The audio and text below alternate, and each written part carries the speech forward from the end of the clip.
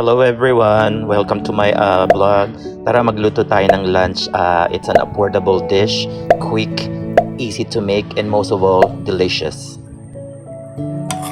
Nagluto ako for lunch with udon na may kimchi, bok choy, maraming bawang, kamatis, at mga spices.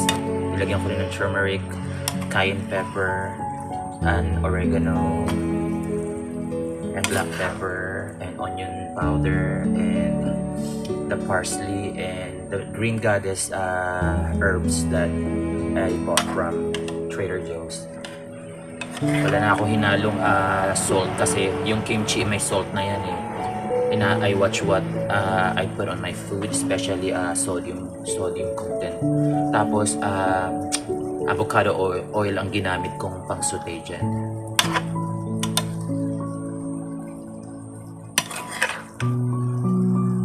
Madaming bok choy yan. Ang bango. Tapos partner ko green.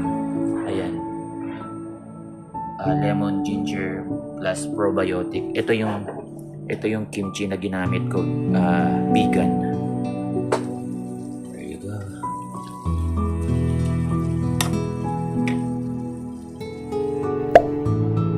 Ayan, nakaluto na ako. Tapos na ako magluto ng aking lunch. Pero kahit gutom na ako, hindi ko ugaling kumain kaagad. Mas gusto kong malinis sa mata. Ayaw ko ng may kalat. Alam niya ng mga roommate ko at lahat ng tinirhan ko. Mula pa noong 17 ako, kahit sa Pilipinas pa, ng mga tita at lola ko at nanay ko. Trained ako. Naglilinis muna ako. Walang hugasan. Nakahugas lahat. In order ang mga plato. Dahil nga may OCD daw ako. Tapos, sinesegregate ko ang recycle.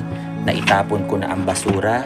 Sa basement pa yun ha. May hilo pa ako araw-araw. Partida pa yan. At pag nagpiprito ko or saute, nililinis ko ang salaming. Ayaw ko ng may mga splatter or tilamsik. Pinupunasan ko ng maigi, tinutuyo ko para hindi mag-ano ng molds. Tinatanggal ko yung mga sa strainer, yung kalat. Tapos ayan, naka-organize yan bago pa ako kumain. Nakapagwalis na ako, nakapaglaba ako kahapon kahit matindi ang hilo ko. Nakapaglakad pa ako ng almost 21,000 steps. Nakapang grocery pa ako, nakapagsimba pa ako. Ang dami kong nagawa. Kahit masama ang pakiramdam ko araw-araw dahil may chronic dizziness ako at saka tinnitus at kung ano pang medical condition at may anxiety and depression ako, hindi ako nagpapatalo. Oo, hindi ako magsisinungaling araw-araw pag gising ko palang pagbangon. It's a struggle.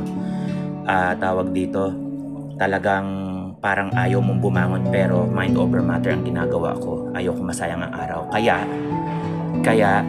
ayaw ko sa mga taong tamad, yung utos ka ng utos tapos para kang hindi naririnig, tapos magluluto ka, kakain sila, nanamnamin nila yung sarap ng niluto mo na wala silang effort, walang katulong-tulong kahit magbalat man lang ng sibuyas.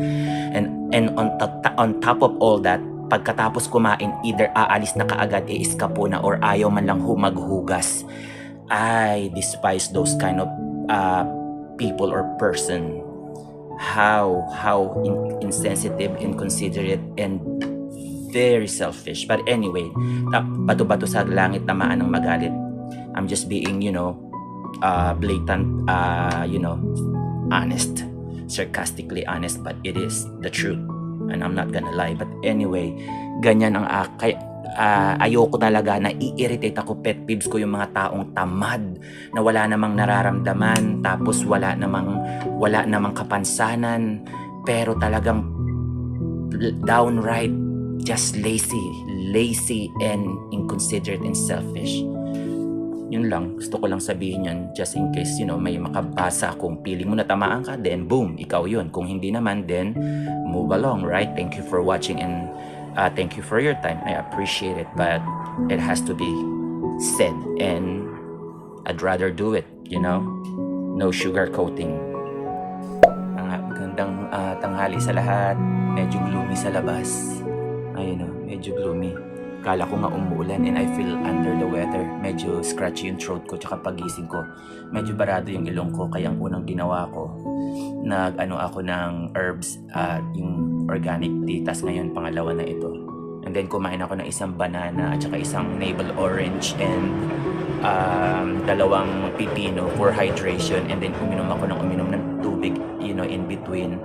And mamaya after kong kumain nito, inom ako ng vitamin B12 and maglalakad.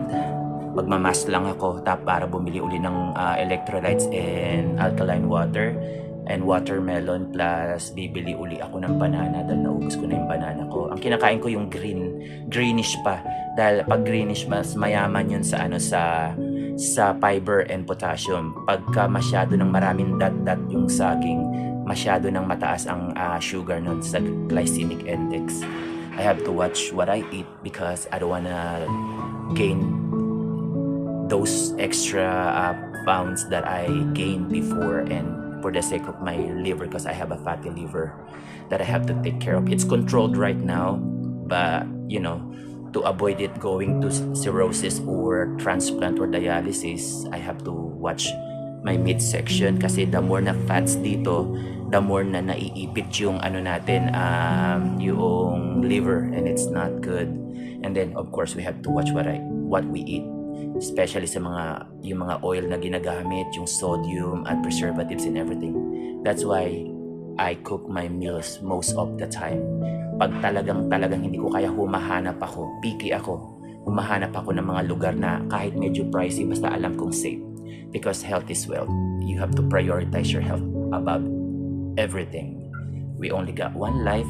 You have to take care of it, and you have to treasure it, because that's it. No rewind, no pause, only forward. Just a friendly reminder, di ba? Mabuti nang nag-iingat tayo. At saka of course, have faith and strong faith and discipline, and just keep on going. Kahit na sabing may sakit ka, alagaan mo sarili mo. Try to get better. Huwag kang nandyan na yan, wala tayong magagawa. No, you always have a choice. We always have a choice. It depends on us. Tignan mo ako, 219 pounds na ako, depressed, anxiety, and everything. Chronic inflammation, joint pains, everything, headache, tinnitus on both ears, among other things na I'm going through. May colon problem pa ako, nagpa-colonoscopy na ako last October, and kung ano-ano pa, therapy and everything. Hindi ako sumusuko. Habang may buhay, may pag-asa. Mag-isa lang ako rito sa Amerika since 1994. Pero wala akong support, any kind of, moral, financial, spiritual, family, etc. support. No, ako pa ang nagsusupport sa madaming tao, family or friends. They know who they are. Hindi ako nangungumenta, sinasabi ko lang it's a facts.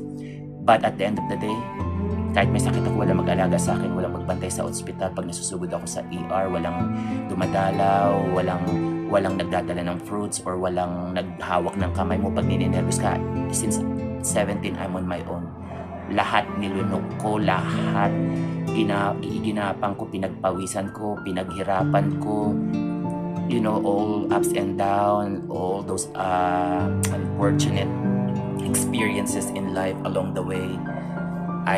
Nadapa ako ng paulit-ulit, pero paulit-ulit akong bumabangon, kasi nasa sayo yung dadapa ka na lang at pipilit, hahayaan mong daanan ka na lang at tapak-tapakan, or babangon ka, dust yourself off, and then move on, make yourself better than before. Tao lang tayo, nagkakamali tayo, that's a given. Walang perpektong tao, walang perpektong buhay. Lahat tayo may kanya-kanyang struggles and pains in life na pinagdadaanan. Iba-ibang level lang yan. But walang taong perpekto, walang taong walang problema sa buhay. So ba't ka papatalo? Laban lang ng laban hanggang sa dulo. It's either it will break you or make you. That's the point. Alright, you guys. Thank you for listening. Have a nice day and take care out there, and God bless ating lahat. And kain tayo. Thank you for watching.